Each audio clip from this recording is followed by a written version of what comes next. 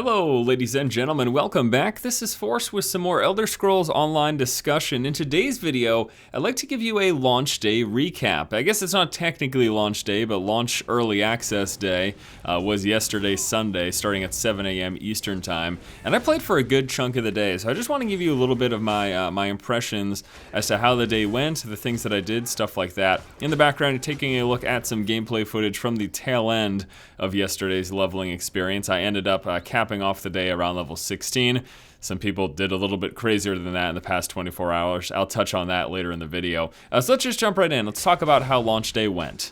So prior to launch, there was a ton of concern about bugs, and admittedly, there was good reason for people to be concerned because during the last beta weekend event that they did, a lot of people experienced some pretty significant number of bugs. Well, it looks like they figured out that issue because really there was hardly any. I think I had to relog maybe about 2 or 3 times within the course of the 12 hours of playthrough. And the relogs happened as a result of me going to a location and what was supposed to be there for a quest wasn't there. So essentially there might be an NPC or a certain object that I'll have to interact with. The arrow on the map will tell me it should be at this location, but I see nothing in front of me. Relogging would reveal whatever that thing would be. And essentially what this comes down to is an instance of phasing, and the object or the NPC that's supposed to be there isn't within my phase, so it seems like they're just having some sort of an issue with the phasing system. But again, it's not super prevalent. It's not just something that's happening all the time. Within the course of 12 hours,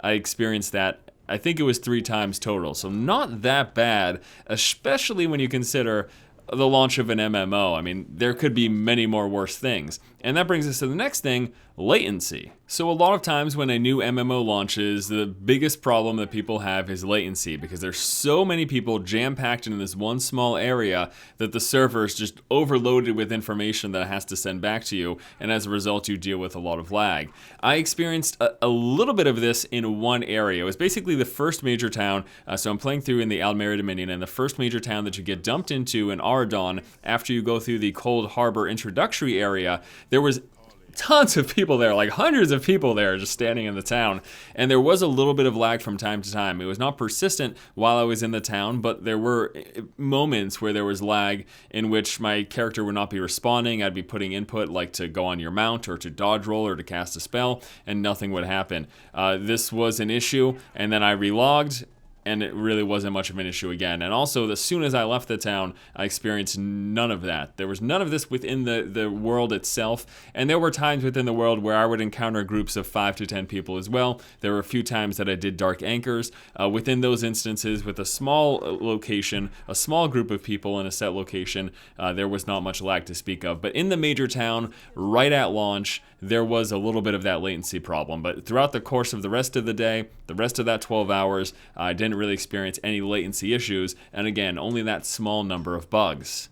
So it seems as if those major MMO launch day concerns with latency and bugs that could be present, that the Elder Scrolls Online didn't have that much of a problem, and they seem to handle it fairly well. Now, just to reiterate, this is not the official launch, this was just the early access launch, let alone the 5-day early access launch. We've still got people to stream in at the 3-day early access launch, and then anyone who doesn't pre-order may end up picking the game on launch day itself. So it's still hard to tell. This could probably be, this may be the smallest influx of players that we see, is basically what I'm saying, at the 5-day early access. We might see a much bigger influx at the 3-day early access, and then potentially even more of an influx during the launch day itself. So I'll be sure to check in. I'll go to the starting areas on those days to see how it is, see how the latency is, and see if there's many more bugged quests, although I don't know that there's a direct correlation between the number of people and whether or not quests are going to bug. I don't know if that's going to mess up the phasing system in and of itself, but at the very least, just to see how the latency is doing, it'll be worth giving it a look. So that's the technical side of things. How did launch day gameplay-wise go? Well, for me, because I've already experienced the story of this game, I've leveled 2 characters up to 50 in the closed beta, I wasn't really interested in going through the story again. Obviously, I'm going through the quest and doing all that, but I was skipping most of the quest dialogue, so it's not like I can't say, oh, I had this super immersive experience during launch day, because I already did all that in the beta, so I'm not really looking to go through that story experience once again. I've already had that immersive story experience. What I was more focused on launch day is just leveling up my character. Within the course of 12 hours, I did end up getting my character up to level 16. I talked earlier about how people did things a little bit crazier. We actually have level 50s already. Yes, believe it or not, they're level 50s. It looks as if they were doing just grinding. So I saw some people up on Twitch. There was a post up on Reddit today, and I ended up going to the Twitch channel. At first, there was concerns. Oh, are these people exploiting? Like, how are they level 50 already? It turns out that they were just doing grinding of where there's not a lot of people. They were going to isolated areas that had large amounts of mobs, and they were doing grinding in groups to take advantage of the Rings of Mara experience bonus, as far as I'm aware. And they were able to basically just grind for 12 hours straight and get up to level 50. Now, I think, I don't know the exact time that they played to get to level 50, but within the first 24 hours of the game going into early access, I saw the stream, I saw the guy ding 50. So there's level 50s right now, level 50s in the game that apparently did not use any exploits.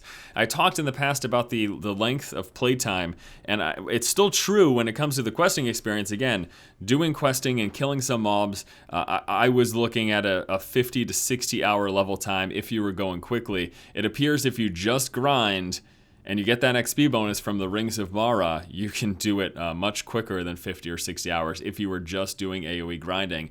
This is not something that is new to MMOs. In fact, this is something that we always see at the launch of MMOs. There are people who find the ideal way to get that experience and get to the top level as soon as possible. Also worth noting, level 50 isn't the max level.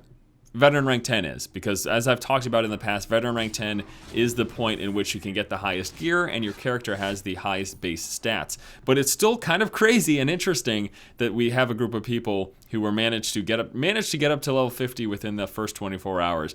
And again, we're going to see people cry foul about this, but the truth is that will not be the average player's experience. Just because people do that, the average player's playtime experience, especially if they have any interest in the story whatsoever, is going to be much, much longer. And even if you don't do that AoE group grinding that they were doing, and you're just playing through and blitzing through the quest dialogue, you're looking much more in the vicinity of 50 to 60 hours. But it is worth noting that if all you care about is getting to veteran rank 10 as fast as possible, it looks like doing that AoE grinding, at least from 1 to 50, with large groups of enemies in a group, that's going to be the way to get the max experience as quick as you can. Now, in terms of what I ended up doing, I basically was just going through the quest line. I didn't do a ton of focus on grinding, although I may shift my focus now with the knowledge that we currently have.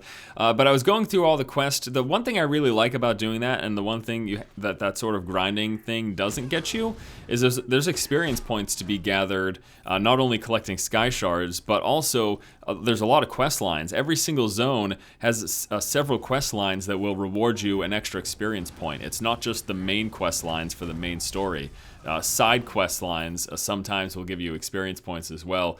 From my experience in leveling up through multiple zones in the closed beta, I know that to be true. So I was basically just doing that because I don't really want to miss out on that stuff. So I was going through that, just doing all the quests. I did a little bit of dungeon diving, and I'm talking about the actual group dungeons. My first group, it was horrible. I don't know if it was the healer. I'm pretty sure it was the healer, because we had a second group with what seemed to be a good healer a couple of hours after I tried my first attempt of the Banished Cells, and the run went fantastically. We had almost no problems whatsoever. I think there were only 1 or 2 wipes. So yeah, I just did the questing experience, did some dungeon runs. That was fun, and that's what I plan to continue to do going forward. Now we're going to be seeing some more streams, so if you're interested in checking that out, keep an eye here on YouTube, also on Twitter and Facebook. I'll announce whenever I go live streaming, but we're going to be streaming some more Elder Scrolls Online at the very least throughout the course of this week. If I stay really, really invested into this game after the next few weeks, it might just be a regular thing where I'm streaming ESO on a regular basis. But right now, having a lot of fun. Launch day overall was pretty smooth. We've already got level 50s working their way up to veteran rank 10. I'm sitting now at level 16. I'm going to get back to playing this afternoon, and yeah, you can go check that out on Twitch. But that's pretty much going to do it, guys. I just quested, had some fun, went through that stuff, been leveling up. I'm going to keep doing that, do some more dungeons just to show you guys that off. I'd also like to eventually do some like dungeon guides and things like that once I get familiar with all the dungeon mechanics, just so you guys can know what to anticipate as you come up to it when you're leveling up. But that's gonna do it, guys. Day 1 recap here for the Elder Scrolls Online Early Access launch. Thank you so much for watching. Stay tuned for more Elder Scrolls coverage right here on the channel. Keep watching and keep owning.